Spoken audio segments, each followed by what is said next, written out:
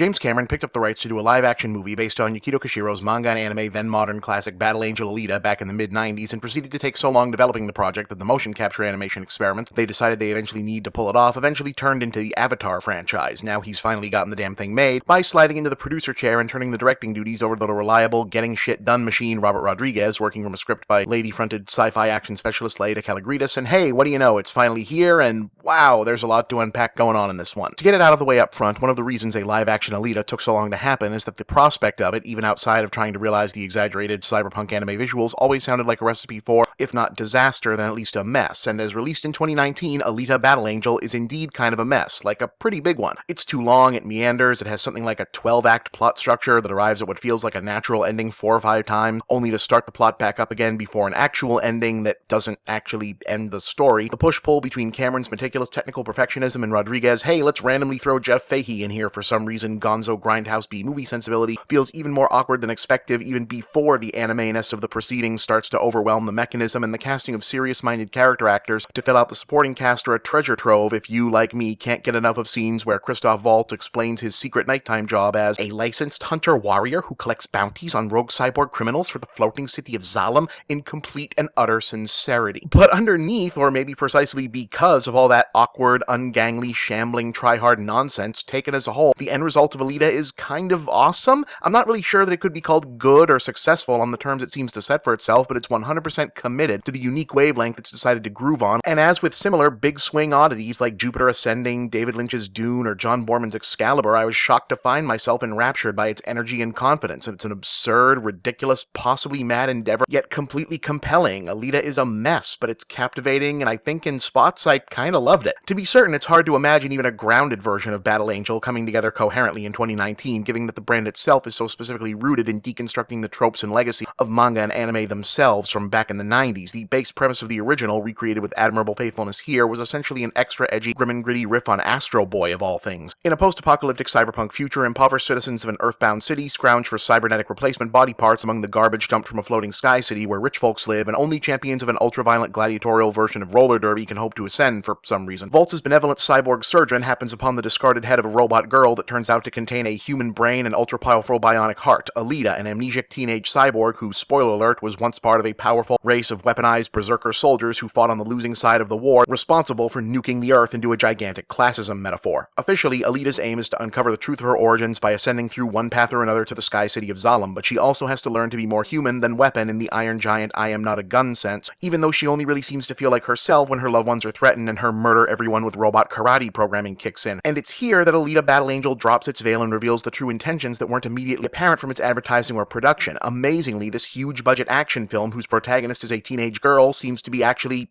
aimed at an audience of teenage girls. It feels like that shouldn't be some kind of revelation, but in a world where every major studio sci-fi action feature is typically presumed to be aimed overwhelmingly at an audience of, well, me, regardless of who the protagonist ostensibly is supposed to be, it's something of a shock to realize that Cameron, Kalogridis, and Rodriguez appear to have committed fully to making Alita for the audience most likely to see themselves reflected in the heroine herself, or at least an older, mostly male filmmaking team's projection thereof. It's hard not to watch Alita's emotional development from bot to more human bot and overall heroine's journey arc framed around falling for a cute boy, her first taste of chocolate, and love of roller skating, and not see middle-aged dad filmmakers trying too hard to imagine what will connect with a teenage girl audience. But on the other hand, how often does any big movie of this type try at all to hit that mark? So who knows? That's not a rhetorical question, just so we're clear. I sincerely cannot tell whether or not Rodriguez and Cameron's completely bonkers attempt at splicing Elysium, Blade Runner, now retro anime cliches, and the American Girl doll line into a post-Katniss hope punk heroine's journey will be received by its audience with greater levels of I feel so seen or oh god dad thank you but please stop. But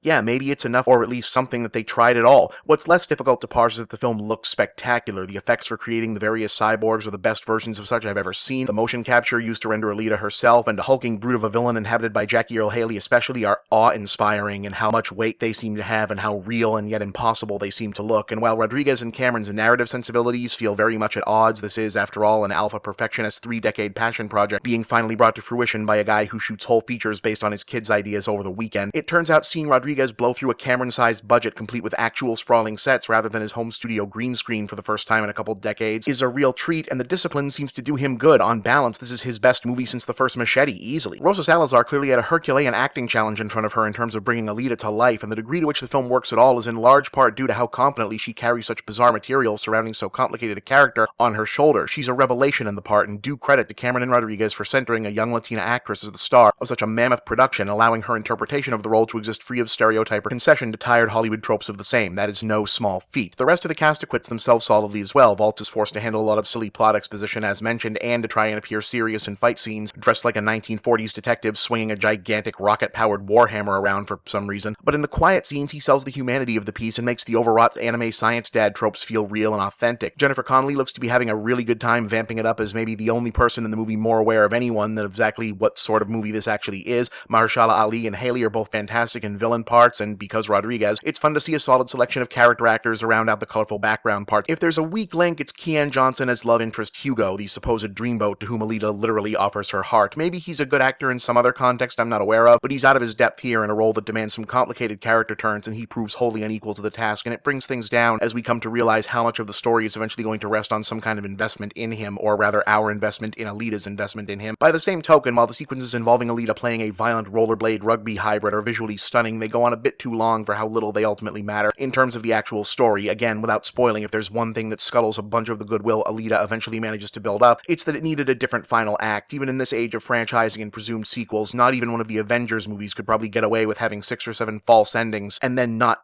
actually ending. Even still, it's hard not to respect that the film has so many stumbles precisely because it takes so many chances, and I'd rather see big movies miss being idiosyncratic and passionate than succeed being calculated and safe. Like the soulful, saucer-eyed, precious moments Terminatrix it frames as its protagonist, Alita is a hodgepodge of big idea sci-fi, unabashed anime silliness, gorgeous cyberpunk visuals, brutally intense violence, and achingly sincere teen girl melodrama that paradoxically feels triumphant in the moments it works because you can see where it shouldn't have worked at all. 7 out of 10. Ultimately, I admired this one, but I sense there's an unserved audience out there waiting for it who will adore it, and they deserve to.